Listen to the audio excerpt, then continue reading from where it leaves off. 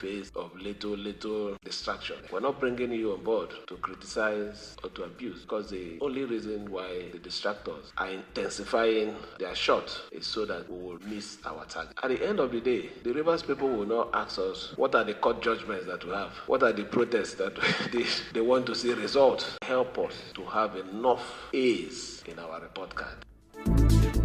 Governor Fubara also specifically charged the commissioner representing non-indigens in the state, Sam Aya, to carry everyone along.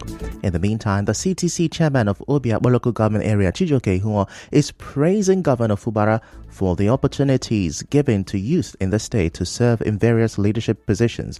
Mr. Huo made the commendation at an event to mark this year's International Youth Day in Obiakpo. He noted that for the first time in River State, over 50% of the CTC chairmen are youth.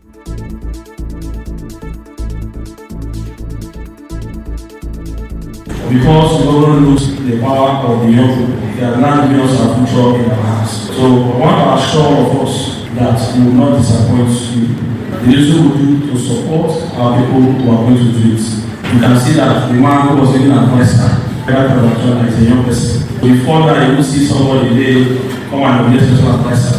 You can be one good man. That shows that we are moving forward. We must have people that can know the problem of our fellow youth. I will celebrate this year International Youth Day. His remark, Chairman of the National Youth Council of Nigeria in Obiakpo, Prince Bekwele Nwapara, commended Mr. Ihunwa for his youth-friendly policies and for standing in defense of Governor Fubara in the height of the political crisis in River State last October.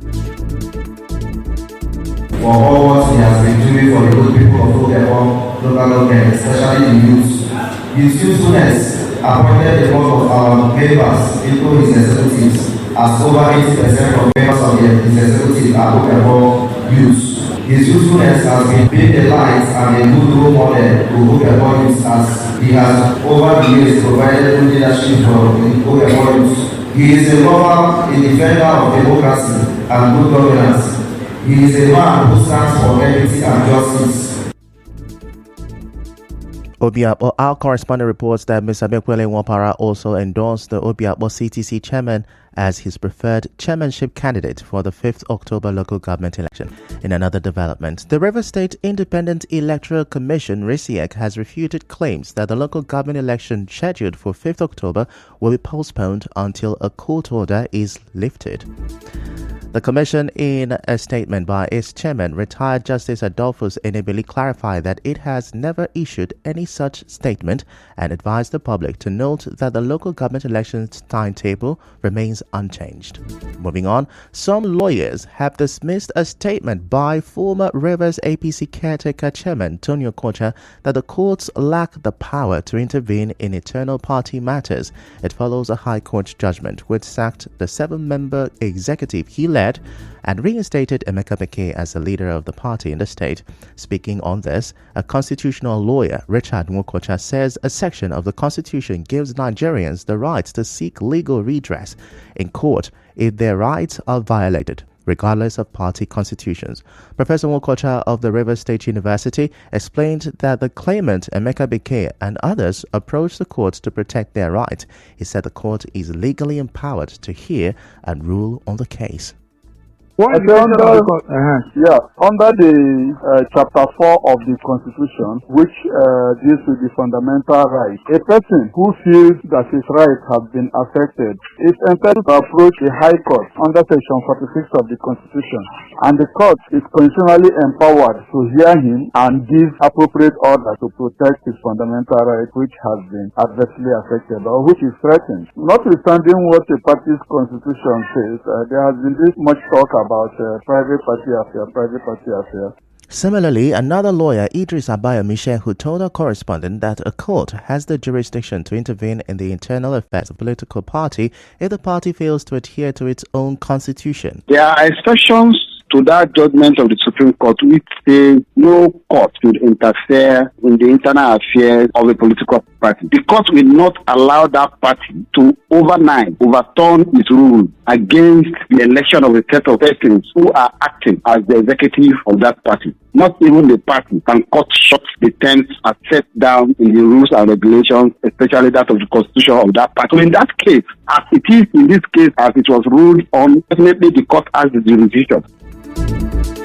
In other news, the chairman of the Civil Rights Council and a coordinator of the End Bad Governance protest in Rivers State, Demowa Dumka, has warned that the protests will return if the government does not address their demands by 1st October. Mr. Dumka told correspondent Mekotoka that they are expecting changes in some key sectors of the economy from now till October. His next line of action is that we are going to protest October 1st if the president did not listen to our demands, if the president did not meet any of our demands. If the refinery did not work before October 1st, we will go on the street again. That this one will be for 1 month. And most of these people sponsoring anti-protesters who will start from their gate. Their gate will be the meeting point. The Port Harcourt here. Their gate will be the meeting point. Now is not a time to tell the president that you are on ground. What the president needs is technocrats that can offer solutions to Nigerian problems, not people that will come and tell him they are on ground. Now, elsewhere, staff of Arbito, a surveillance contracting firm responsible for the Trans-Niger Delta pipeline in Ogoniland, staged a protest at the gate of Ocean Marine Solutions in Port Harcourt on Wednesday. The protesters, mainly ex-agitators, said they were asked to stop work without any clear reason. Speaking to journalists, one of them, Were Felix Widag, said they will not allow another company to take over the surveillance contract for the pipeline. He urged the federal government to reinstate Arbito, warning that the situation could lead to fresh unrest among ex-agitators in Ogoniland. Now we be the Arbito workers, we be the work for Ogoni, both Ogoni and Ogobolo. We not go see the reason why we be say we don't work all this way for 2 years now. We work day and night, no security, no nothing. They don't reach at this age now where we don't get the pipe, work to this extent now. They will say we stop work. One know the reason why they say we stop work. Today, one day they say we not agree. I say nobody go work for that place. If they say we stop work. Another protester, who identified himself as Letom, said they will resist any attempt by the government to blacklist their indigenous contracting firm from the Trans-Niger pipeline project. We have all gathered here today to agitate for our indigenous rights, in the sense that we have protected the pipeline, secured it, we have secured bonds and so such things cannot be taken from us forcefully. We are the security, we are protecting the pipes, and the vandalization has not been coming up, so we cannot remain silent. The company will have to tell us why they have removed our indigenous food from our mouth. We refuse to agree. A staff member from Ocean Marine Solutions, speaking anonymously, expressed confidence that the matter will be resolved amicably.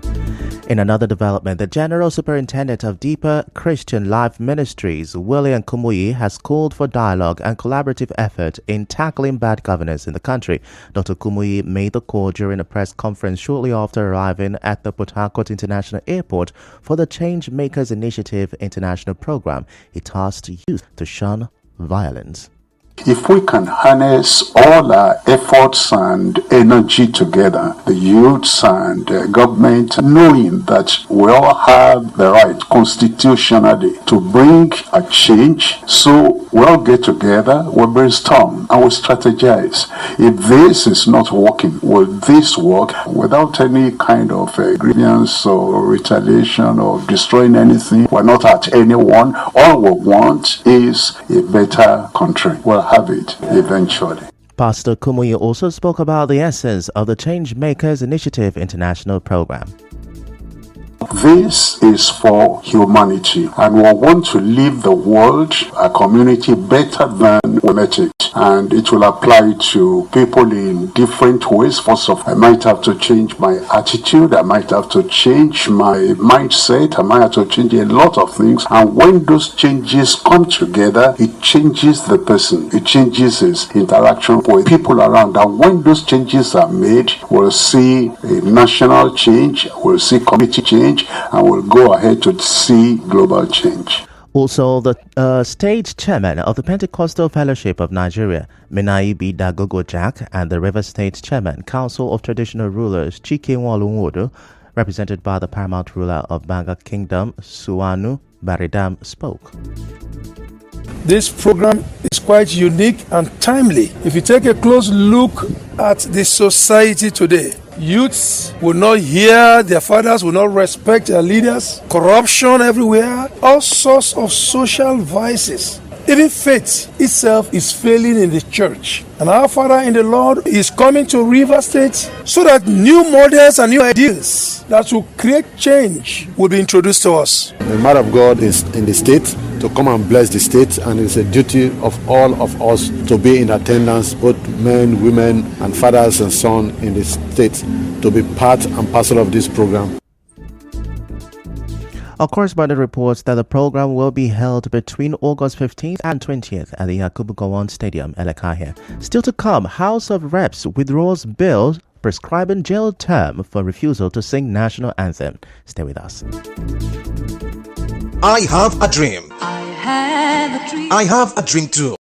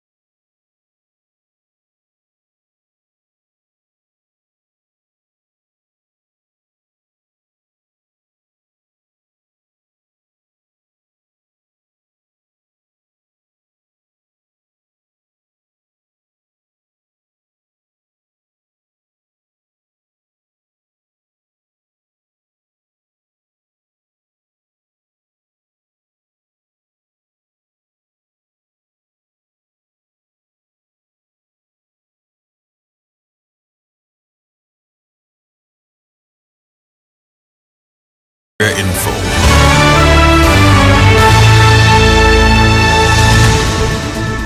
You're welcome back, and now the rest of the news. Speaker of the House of Representatives Tajuddin Abbas has withdrawn the controversial counter-subversion and other related bills which seeks to criminalize refusal to sing the reintroduced national anthem, Nigeria We Hail Thee. Many prominent Nigerians like activist Aisha Yusufu and a former federal minister Obi Ezekwesili had criticized the controversial bill which prescribed 10-year jail term for those who refuse to sing the newly reintroduced anthem or recite the national pledge.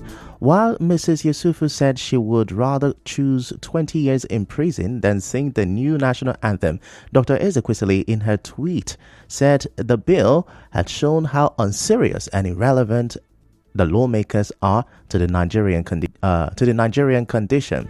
Now, however, following the uproar, the Speaker, House of Representatives, in a statement on Wednesday, said the bill had been withdrawn after careful consideration of the nation's current circumstances. The statement said the decision reflects his commitment to ensuring that the House remains truly the people's house.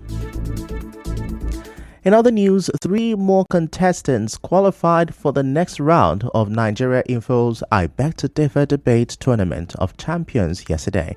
They are Mina Nengi Yofori David, Mercy Ajekiwe, and Delight Oke-Oji. The I Beg to Differ debate continues today from 4 to 6 p.m. The debate is broadcast live across all Nigeria Info FM radio stations in Nigeria and streamed live on Facebook and YouTube. We go on another short commercial break. The Kirika Tariperi Youths presents Nkoro Fishing Festival 2024.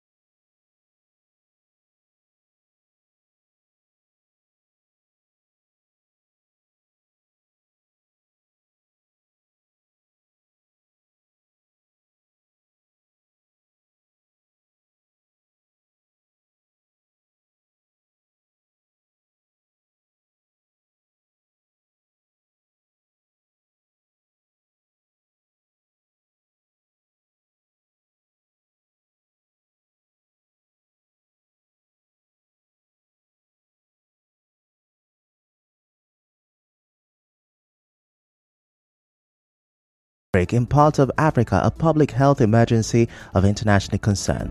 The highly contagious disease, formerly known as monkeypox, has killed at least 450 people during an initial outbreak in the Democratic Republic of Congo, but has now spread across parts of Central and East Africa.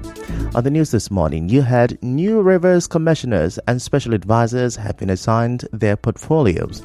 House of Reps has withdrawn a bill seeking jail term for refusal to sing Nigeria We Hail Thee. And on the foreign scene, WHO has declared Mpox a global health emergency. The news was edited by Constance Mega. To reach the news team, send an SMS or WhatsApp to 0808-721-7215. I'm Ifechukwu Moyoli. Many thanks for listening.